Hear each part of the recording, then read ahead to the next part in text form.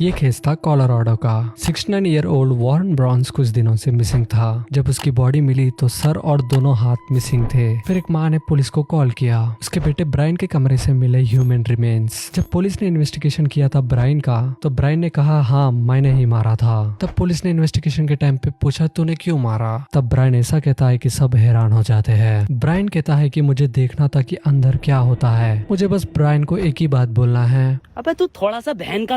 आप ब्रायन को क्या बोलना चाहते हो कमेंट्स में जरूर बताना।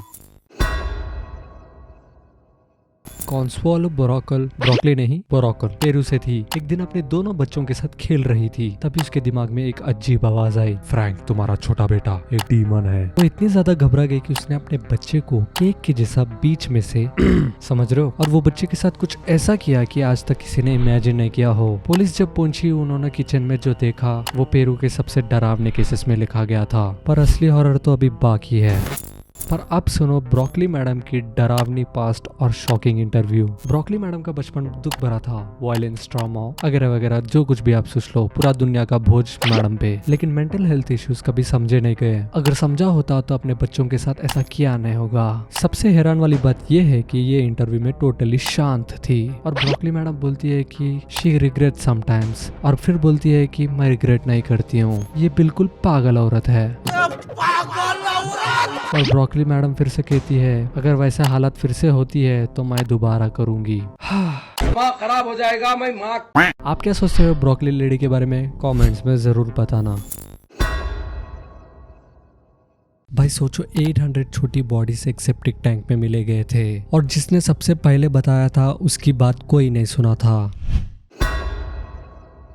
2014 में कैरोलाइन नाम की एक हिस्टोरियन ने आयरलैंड के एक छोटे टाउन में एक ट्रूथ एक्सपोज किया। वो जगह पहले एक कैथोलिक इंस्टीट्यूट था जहां अनमैरिड प्रेग्नेंट औरतें भेजी जाती थी। 1920 से लेकर 1960s के बीच में 796 छोटे लोग वहां मर गए थे। लेकिन शॉकिंग बात यह है कि एक भी ग्रेव नहीं था। कैरोलाइन ने बोला था बच्चों को शायद सेप्टिक टैंक में डाला होगा, लेकिन लोग ने बोला क्या बकवास कर रही है मैडम, चुप बैठो। लेकिन जब असली खुदाई हुई जो वहां मिला उसने सबका होश उड़ा दिया।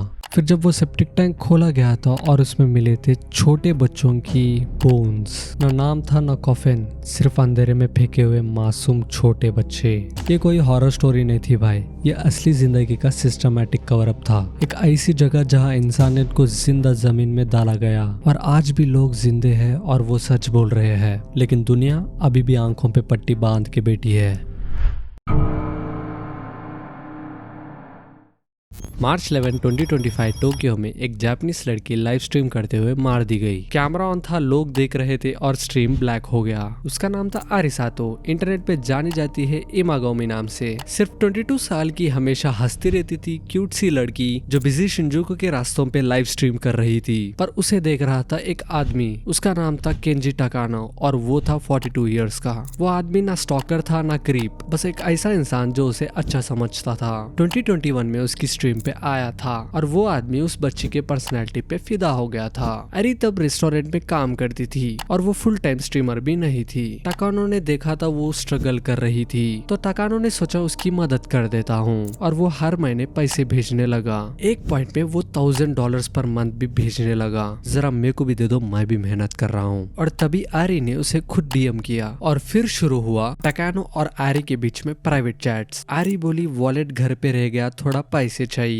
फिर एक हफ्ते के बाद फिर से पूछने लगी। कभी बोलती है बहन प्रेग्नेंट है और कभी बोलती है कि अगर पैसे नहीं मिले तो मैं मर जाऊंगी। हर बार नए इमोशनल रीजंस लेके आती थी टाकानो के पास, और टाकानो भी हर बार पैसा देता गया। पहले 10,000 येन, फिर 50,000 येन। फिर टाकानो ने बोला मैं गरीब हो चुका हूँ। तो एक बार एरी ने रिप्लाई किया और लोन कंपनी से पैसे लो। टाकानो ने लोन कंपनी से पैसा उठाया और फेक डॉक्यूमेंट्स बनाए। 2.5 मिलियन येन, ऑलमोस्ट $20,000 भेज दिए। टाकानो ने एरी को टेक्स्ट किया कि मैं पूरा गरीब हो चुका हूँ। तो एरी ने रिप्लाई किया आई लव यू। टाकानो ने पैसे वापस मांगा तो एरी ने उसको गोस्ट किया, I mean अनजान मार दिया और स्ट्रीम्स पे टकानो की मजाक उड़ाने लगी। क्या ही गवार है। फिर टकानो ने ऐसा चीज करके दिखाया कि सब हैरान हो गए। मार्च 11, 2025 एरी फिर से लाइव थी। शिंजुकू के क्राउडेड रोड्स पे चल रही थी। स्ट्रीम चालू था और हंड्रेड्स ऑफ पीपल देख रहे थे। टकानो ने तभी स्ट्रीम देखी, लोकेशन पहचान लिया। 2 घंटे उसे मेट्रो में ढूंढता रहा